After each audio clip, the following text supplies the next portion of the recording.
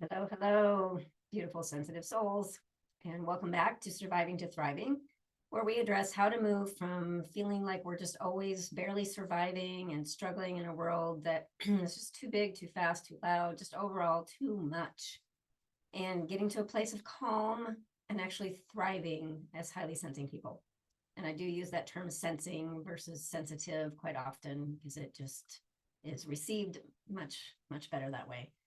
So I will use that intermittently as well as sensitive. And I am your host and high sensory coach, Tammy Goen. As always, good to have you here. And I'm really hoping that I can help everyone out there who feels sensitive or extra sensitive, that they can feel amazing and embrace their trait and stop trying to hide or be small and really put out what they have to offer to the world, because it is truly an amazing gift and it needs to be shared. So glad to have you here. And this week I'm going to be talking about neurodiversity in general, as I like to do, starting with some quotes. My ears work, my brain understands. Can't you see I'm a real person? And I thought that was just pretty poignant. Carol Kujek, she was writing about autism, which of course is a form of neurodiversity. And I liked that quote just because it is one of those things that once someone hears that a person has a difference of some kind, there's often an assumption about that person, or they're seen in a certain way versus just a person with a difference. So I really appreciated that quote. And another would be, it's not always possible or helpful to try to untangle which of a person's traits are autistic and which are caused by the trauma of being neurodiverse in a neurotypical world. And that was by Devin Price. And he was also obviously writing about autism, but I liked this quote because it's pertinent for any type of neurodiverse experience, right? We are in a neurotypical world, meaning that everything is kind of set up as if everyone was the same and without any type of difference in perception, because it's not the majority. It is set up for that majority, which does not necessarily work for all of those of us who are not typical. So that really can be, if you take in that quote and agree with it and that resonates, a sense of trauma, being able to just do whatever you want to do and not have a thought about it and be accepted is a very different experience from constantly running into why you're different, why that's not accepted. And that can really create that trauma response, which I think most of us don't probably necessarily think of. So I did appreciate that quote, whether you're talking about autism specifically or high sensitivity or whatever that looks like. And then I did have another quote today, the third one, the final one. I like that I have 10 things on the go all at once. I like that I'm always planning for the next thing. I like that I bring a high energy to my life, that I see it as a challenge. I like that my favorite thing to do on the flight home is to look at the airline route map to pick my next destination. And that is from Emily Pine. And I just really liked that as a reminder how important it is for us to appreciate all of our differences and to honor them and see them as benefits, as positive pieces of us, not just different or somehow lacking because they're different. But all of those things that make us us, it's important for us to celebrate. And it might be so different from someone else that no one else has that experience at all.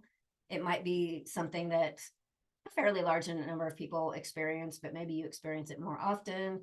Whatever that looks like, being able to say, yeah, that's me, and it's amazing. So whatever those traits are that are so different, being able to embrace them is such a good goal. So I hope that through all of my episodes, through the readings that you do, whatever it is that where you're trying to increase your awareness about sensitivity or about any kind of neurodiversity or differences or inclusion, that you just get lots of information and tools to work with to be able to shift into that place of honoring just important and unique and amazing you are because of your differences. All right, so as a practitioner who understands and works with high sensitivity, I always feel that it's important for me to keep learning all about neurodiversity in general. And I realize that I need to expand my knowledge and understanding in order to help in the best way possible. And I can get, pigeonholed into just looking at sensitivity, but there's so much more going on. So high sensitivity is generally seen under the umbrella of neurodiversity, and people are talking about that these days. So HSPs process information differently, and our brains work differently. And there's a lot of talk about it, including, it's not the best word in this case, I guess, inclusion, making sure that everyone is seen equally and has all the same opportunities, et cetera. And there's more awareness of high sensitivity specifically, but there's so many other pieces of that, underneath that umbrella. There, like ADHD, as I mentioned, autism, dyslexia. There are a variety of different things out there that people are experiencing and processing in certain ways that would be under that umbrella that tend to be misunderstood, not supported, and not really heard. So I think it's important to be aware, even if, say, sensitivity is not really where you feel like you fit in, but you think you have ADHD and nothing else resonates. Well, that is your experience, and not everything is going to resonate for you. Not everything's going to work for you. But again, the average of whatever someone is focusing on is going to be what you're finding the most. So I know for me, it's important to recognize, even within the scope of sensitivity, but even outside of that, what others might be experiencing. It's important for me to recognize that I have my own biases, and what I do to provide for everyone is based on what I would want in these situations from my perspective. And so there has to be a lot of others out there that are looking for things that I might not be offering. And so if I can increase that realm of options and adhere to the needs of those that are different, then I'm helping more and more people that way. So that is my goal. And so that's why I wanted to talk about that a little bit, today. And it's super important, whatever the differences are, to realize and remember that differences in processing or any other things about our personalities does not mean lacking or being wrong, being abnormal, somehow needing to change. And it's also necessary to recognize that with those differences come the benefits and the bonuses, the things that not only help the neurodivergent self, the sensitive self, the ADHD self, whatever that is, but all of humanity. We have so much to offer. Every single person has so much to offer if we're given the best and the opportunity, the best way to do that. So one thing that we can be aware of, I can be aware of, as we're interacting with or helping others in a professional capacity in particular, is that what we see, as I was just mentioning, and do that we might assume is what everyone needs might not be just right for others.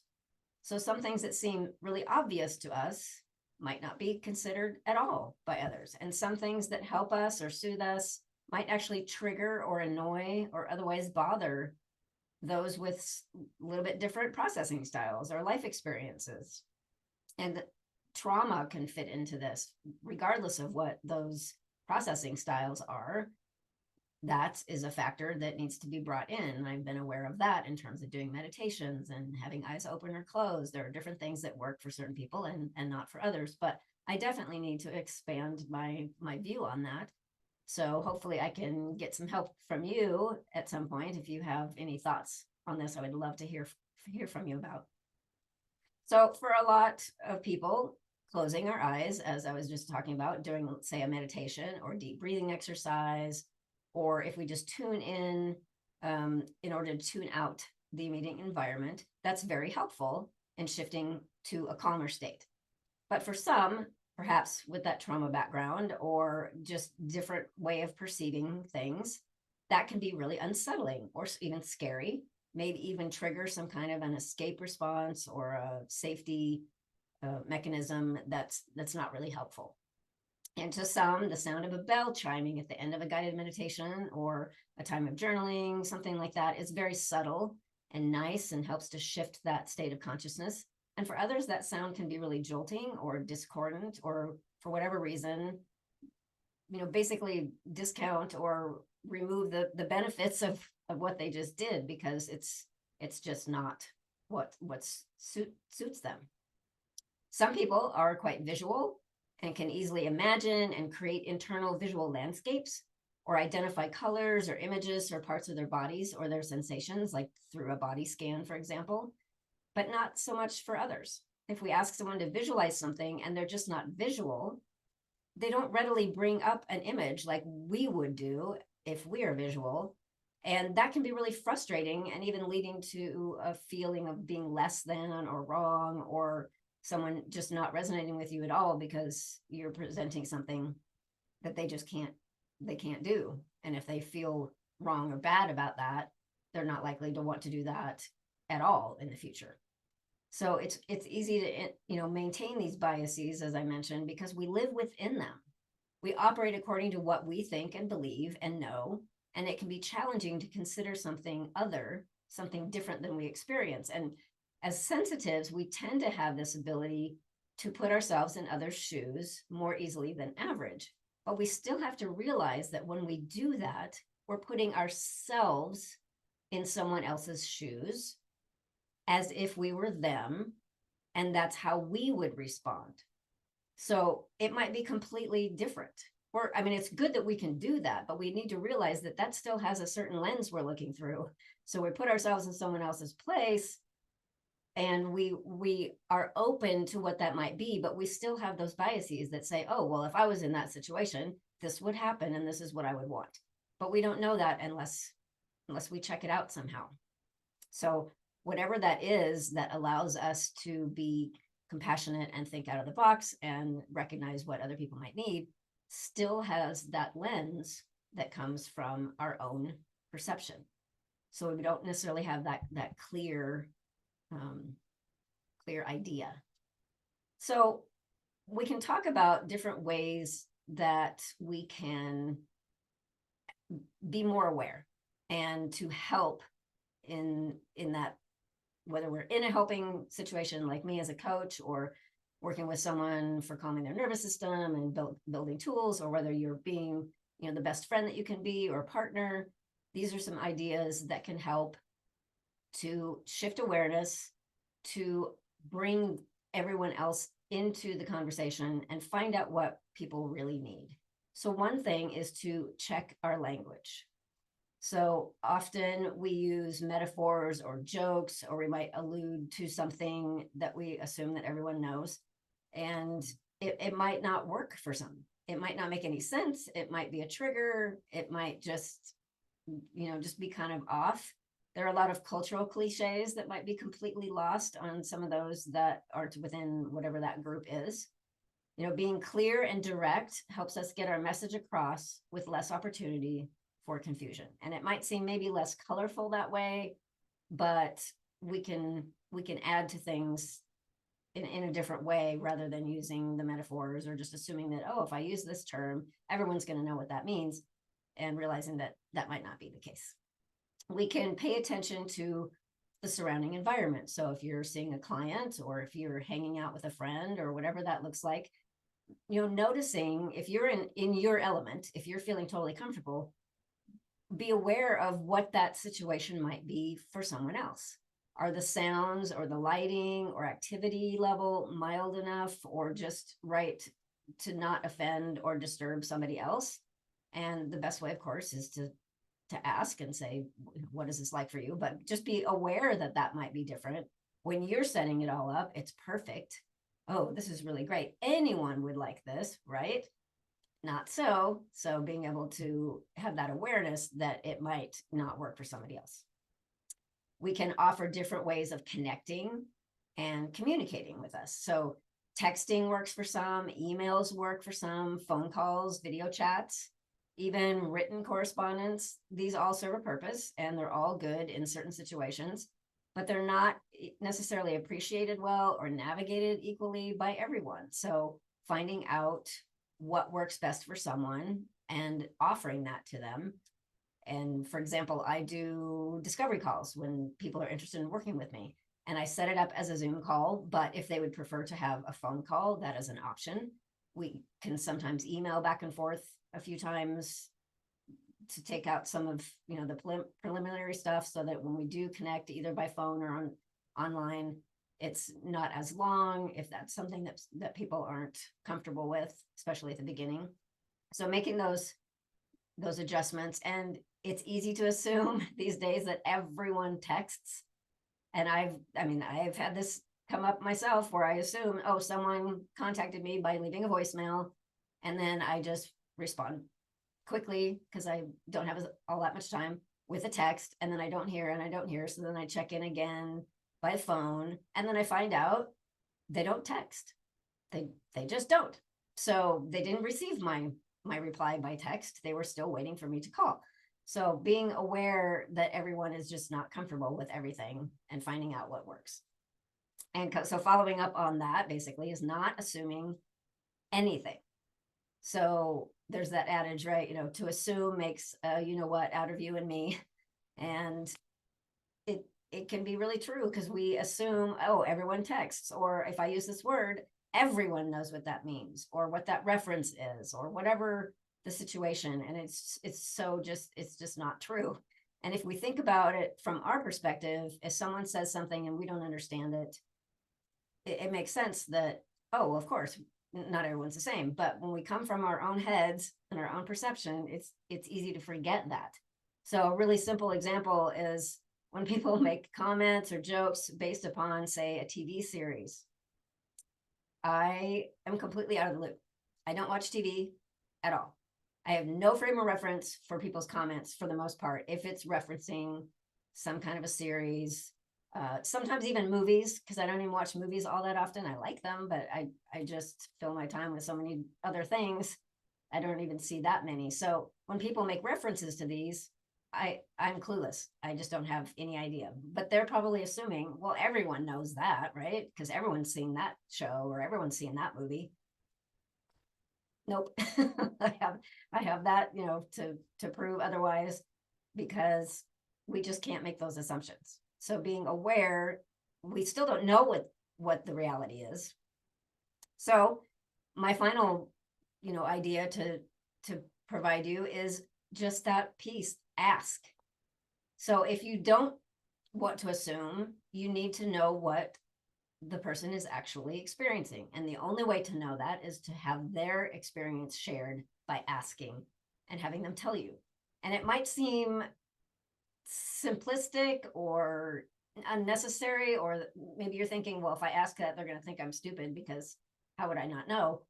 But they're going to probably be really relieved, pleased, excited that you thought to even ask them in the first place, because probably no one does.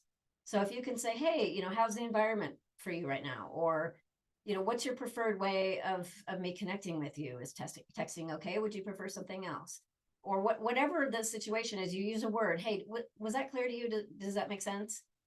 Asking, so that we can stop guessing, and we can even help ourselves learn what the different experiences are.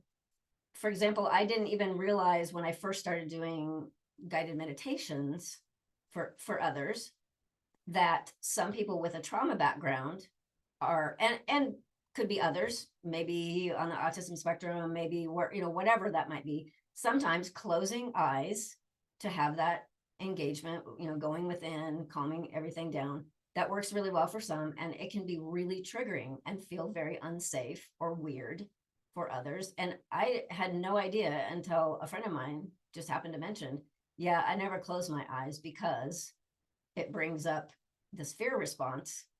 Like, I'm not safe because I close my eyes and I don't know what's going on.